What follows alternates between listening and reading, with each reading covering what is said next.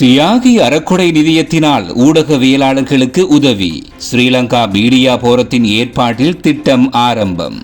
கிழக்கு மாகாண ஊடகவியலாளர்களுக்கான விசேட நலன்புரி வேலை திட்டத்தின் கீழ் ஊடகவியலாளர்கள் நாம் நேசத்தால் ஒன்றிணைவோம், குரலற்றவரின் குரலாவோம் எனும் துணிப்பொருளில் ஸ்ரீலங்கா மீடியா போரத்தின் ஏற்பாட்டில் ஊடகவியலாளர்களுக்கான ஊக்குவிப்பு கொடுப்பனவு வழங்கும் நிகழ்வு ஓட்டமாவடி பிரதேச சபை மாநாட்டு மண்டபத்தில் நடைபெற்றது.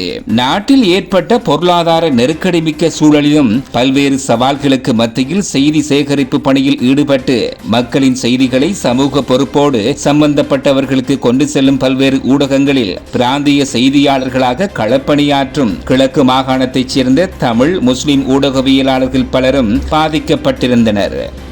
இந்நிலையை கருத்தில் கொண்டு நாடளாவிய ரீதியில் இன மத வேறுபாடுகள் இன்றி பல்வேறு மனிதாபிமான பணிகளை மேற்கொண்டு வரும் தியாகி அறக்கொடை நிதியத்தின் ஸ்தாபக தலைவரும் சமூக செயற்பாட்டாளருமான சமூக ஜோதி வாமதேவன் தியாகேந்திரன் அவர்களிடம் ஸ்ரீலங்கா மீடியா போரத்தின் பணிப்பாளரும் ஊடகவியலாளருமான MTM ஃபாரிஸ் விடுத்த வேண்டுகோளுக்கிணங்க கிழக்கு மாகாணத்தின் அம்பாறை, மட்டக்களப்பு, திருகோணமலை ஆகிய 3 மாவட்டங்களைச் சேர்ந்த ஊடகவியலாளர்களாக களப்பணியாற்றும் தெரிவு செய்ய 20 தமிழ் முஸ்லிம் ஊடகவியலாளர்களில் முதல் கட்டமாக 10 ஊடகவியலாளர்களுக்கு அவர்களை ஊக்கப்படுத்தும் முகமாக தலா 10,000 ரூபாய் வீதமும், சென்ற வருடம் இவ்வாறு ஊக்குவிப்பு தொகையினை பெற்றுக்கொண்ட 10 ஊடகவியலாளர்களுக்கு 5,000 ரூபாய் வீதமும் அன்பளிப்பு தொகை வழங்கி வைக்கப்பட்டது.